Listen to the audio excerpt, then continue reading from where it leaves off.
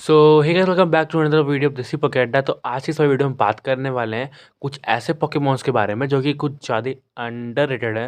तो देखो, इसमें मैंने टोटल 16 पोकेमॉन्स को इंक्लूड किया है और ये कोई रैंकिंग वीडियो नहीं होने वाली है। इसमें तो कुछ सारे पोकेमॉन्स को अपने ऐसे किसी रैंडमली रैंक कर दिया है।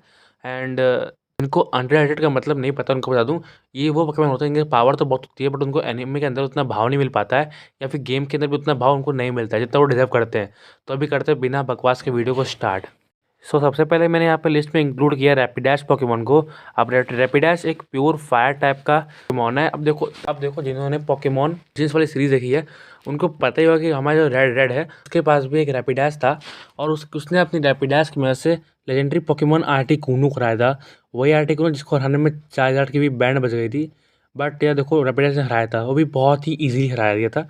नेक्स्ट पोकेमॉन मैंने चूज़ किया है सैलेमेंस को। अब तुमको पता है सैलेमेंस एक ड्रैगन और फ्लैंक टाइप का कमाल का शूडो लेजेंडरी पोकेमॉन है। चलता फिरता पावर हाउस भी बोल सकते हो, और इसी के साथ साथ इसके पास मेगा एवोल्यूशन भी है जो कि इसको और भी बीस्ट बना देता है। एंड उसके बाद से मैंने इंग्लिश में इंक्लूड किया है स्वाम्पर्ट पोकेमॉन को। अब स्वाम्पर्ट एक ग्राउंड और वाटर टाइप का एक कमाल का पोकेमॉन है। इसके साथ साथ इसके पास एक मेगा एवोल्यूशन भी है, और ये होएन रीजन का स्टार्टर है। तुमको ये बात तो पता ही होगी कि जो स्टार्टर पोकेमॉन होते हैं वो नॉर्मल पोकेमॉन से कहीं गुना ज़्यादा ताकतवर होते हैं। और जिन्होंने गेम्स में स्वॉम्पर्ट का मेगा फॉर्म यानी कि मेगा स्वॉम्पर्ट को यूज़ किया है उनको पता ही होगा कि कितना पावरफुल है।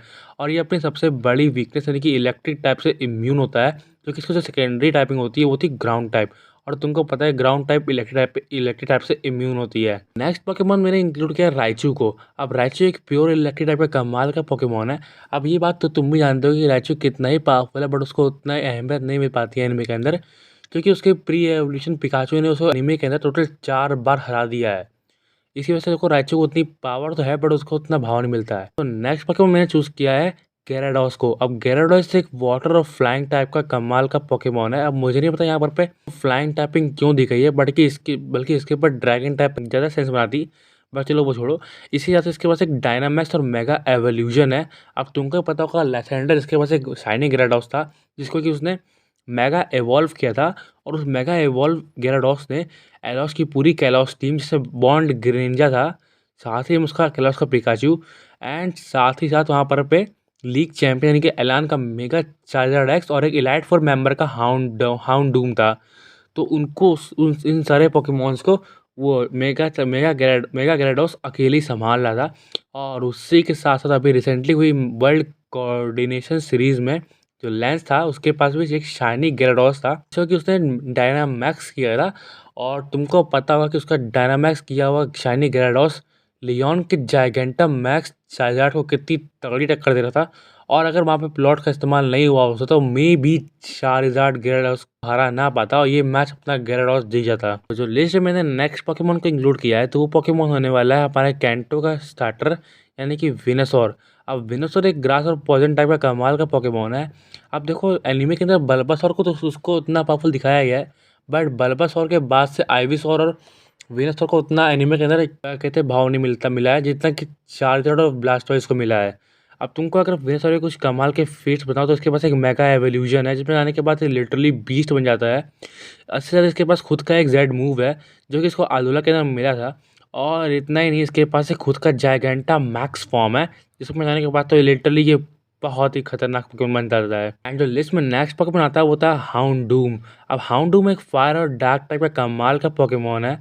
अब इसके पास एक देखो कैलॉस के अंदर इसको भी एक मेगा एवोल्यूशन मिला था, और इसमें जाने के बाद एक चलता फिरता मौत हो जाती है पूरी है कि तुम समझ सकते हो इसका डिज़ाइन, इसकी पावर, सब कुछ एकदम नेक्स्ट लेवल हो जाती है। सो जो नेक्स्ट पोकेमॉन मैंने इंक्लूड किया अपनी लिस्ट के अंदर वो है हेराक्रॉस।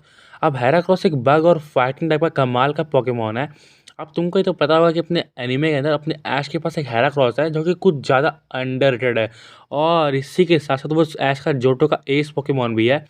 इसने गैरी के मैगमार को बड़ी तरह से हराया था, जबकि तुमको पता है मैगमार हेराक्रॉस के 4 टाइम्स स्ट्रॉन्गर है, बट फिर भी गैरी के मैगमार को ऐश के हेराक्रॉस ने हरा दिया था। और इसी के साथ साथ ऐश के हेराक्रॉस ने टोबायस के डार्कराय को बहुत तगड़ी बैटल में टक्कर दी थी। पता लगा कि हेराक्रॉस हार गया था, बट फिर भी एक नॉर्मल पोकेमॉन होने के बाद भी एक मिथिकल पोकेमॉन डार्कराय जैसे पोकेमॉन को सिर्फ बैटल में अच्छी टक्कर देना ही बहुत बड़ी बात है हेराक्रॉस के लिए। नेक्स्ट पोकेमॉन मैंने चूज़ किया है हेक्सरस पोकेमॉन को। अब हेक्सरस एक प्योर ड्रैगन टाइप का पोकेमॉन है और तुमको भी पता है कि ये आयरस जो कि यूनोवा की चैंपियन है उसका एस पोकेमॉन है। और तुमने इसकी पावर तो मास्टर एट के अंदर देखी ही होगी कि इसने मेगा गार्चम्प को कैसे टक्कर दी थी। हाँ, लेकिन वो बात अलग है कि उस टाइम में मेगा गार्चम्प बस इससे खेल ही रहा होता है, बट यार फिर भी टक्कर होती है क्योंकि उस टाइम पे यार हेक्सरस के पास ना ही आयरस के पास इतना बैटल का एक्सपीरियंस था कि वो मेगा गार्चम्प जैसे पोकेमॉन्स को हरा दे, क्योंकि उसको तो खुद सिंथिया कंट्रोल कर रही थी, क्योंकि उस टाइम की second most powerful Pokemon trainer या फिर चैंपियन बोल सकते हो थी। जैसे मैंने नेक्स्ट पोकेमॉन इंक्लूड किया स्लैकिंग पोकेमॉन को। अब तुमको स्लैकिंग पोकेमॉन तो भाई पता है नॉर्मल टाइप का एकदम बीस्ट पोकेमॉन है और इसके बेस स्टैट्स लिटरली इतने ज़्यादा है कि ये लगभग आर्केस के ऊपर इसके बेस स्टैट्स आते हैं। ये लुगिया और हो से भी ज़्यादा इसके पास बेस स्टैट्स हैं। टोटल बेस स्टैट 670 जो कि ग्राउडॉन, कायोग्रे, जैशन, जमरजेंटा, रेजिगिगस इन सभी पोकेमॉन से भी ज़्यादा है। और तो तुमने इसकी बैटल देखी ही होगी जब ऐश और नॉर्मन की बैटल हुई थी स्लैकिंग की।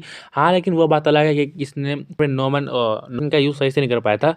बट अगर तुमने ऐश और सोवेयर की बैटल देखी हुई है ना, तो तुमने यहाँ पे देखा होगा कि वहाँ पे स्लैकिंग कितना ही ज़्यादा पावरफुल है।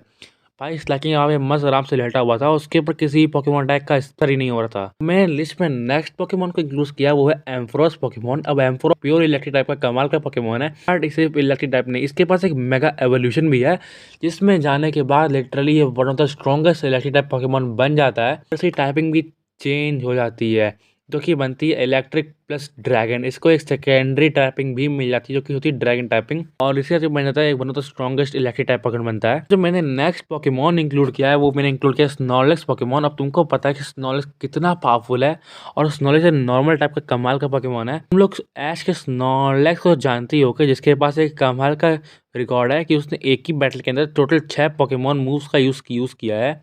और तुम तो ये भी जानते होगे कि जब भी ऐश का स्नॉर्लेक्स बैटल होता है तो वो एक ना एक पोकेमॉन को तो लेके डूबा है। चल मैंने लिस्ट में नेक्स्ट पोकेमॉन को इंक्लूड किया है वो है मैगमार पोकेमॉन। अब जो मैगमार है वो प्योर फायर टाइप का कमाल का पोकेमॉन है। अब देखो मैगमार को जब मैंने पहली बार ब्लेज के पास देखा था तो वो कमाल का था। देखो यार इसका नाम शायद से ब्लेम या फिर ब्लेज ऐसे कुछ था, जो कि अपना कांटो का फायर टाइप जिम लीडर था। तो उसके पास जो मैगमार था वो कमाल का मैगमार था जिसको अपना चार्जर भी फर्स्ट अटेम्प्ट में नहीं हरा पाया था। उसके बाद से जब जब चार्जर ने मैगमार को हराया तब से मैगमार की भाई इज़्ज़त पूरी डूब चुकी थी। तो ये चीज़ भाई इस पोकेमॉन के पास पावर तो भाई नेक्स्ट लेवल की है, बट उसको उतना भाव नहीं मिल रहा था। जैसे कि मैं तुमको पहले कहा था ये सब अंडररेटेड पोकेमॉन्स हैं। तो अपनी लिस्ट में जो नेक्स्ट पोकेमॉन है वो है ड्यूरालूडॉन। अब ड्यूरालूडॉन स्टील और ड्रैगन टाइप का एक कमाल का पोकेमॉन, इसकी टाइपिंग भी एकदम नेक्स्ट लेवल की मिली है। सेम टाइपिंग यहाँ पे डायलगा पोकेमॉन की भी है। और इसके पास इतना ही, इसके पास एक गैगेंटा मैक्स फॉर्म है जिसमें जाने के बाद तो ये लिटरली बीस्ट बन जाता है। लेकिन वो पता चला कि इसको मेगा लुकारियो लियोन के चार्जर जैसे पोकेमॉन हरा चुके हैं। बट तुम ये ना बोलो कि वो दोनों पोकेमॉन्स एक चैंपियन लेवल के पोकेमॉन थे और ये तो सिर्फ एक जिम लीडर का पोकेमॉन है। तब भी यार देखो ये नॉर्मल फॉर्म में भाई कमाल का पोकेमॉन है। सो नेक्स्ट पोकेमॉन मैंने इंक्लूड किया है वो है फरएलिगेटर।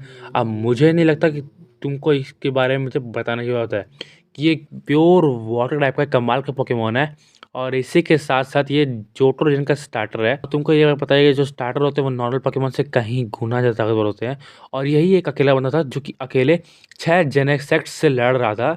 हाँ, बट वो बात अलग है कि ये इसने हरा नहीं पाया, बट यार फिर भी जो वहाँ पे दूसरे पोकेमॉन जेनेसेक्ट से डर के भाग रहे थे, वहाँ पे ये अकेला बंदा अपनी हाइपर बीम का यूज़ करके जेनेसेक्ट्स की बजाय पड़ा हुआ था। सो जो अपनी लिस्ट में लास्ट पोकेमॉन आता है वो आता है इलेक्ट्रोस पोकेमॉन। अब इलेक्ट्रोस एक प्योर इलेक्ट्रिक टाइप का कमाल का पोकेमॉन है। अब इसका कमाल का मैं इसीलिए बोल रहा हूँ क्योंकि इस पोकेमॉन के पास भाई कोई वीकनेस ही नहीं है। जी हाँ, कोई वीकनेस नहीं है। तो तुम बोलोगे वीकनेस कैसे नहीं है, ये इलेक्ट्रिक टाइप का है, इसके पास ग्राउंड टाइप सुपर इफेक्ट होती है। बट मैं तुमको बता दूं इसके पास एक एबिलिटी है जिसका नाम है लेविटेट एबिलिटी।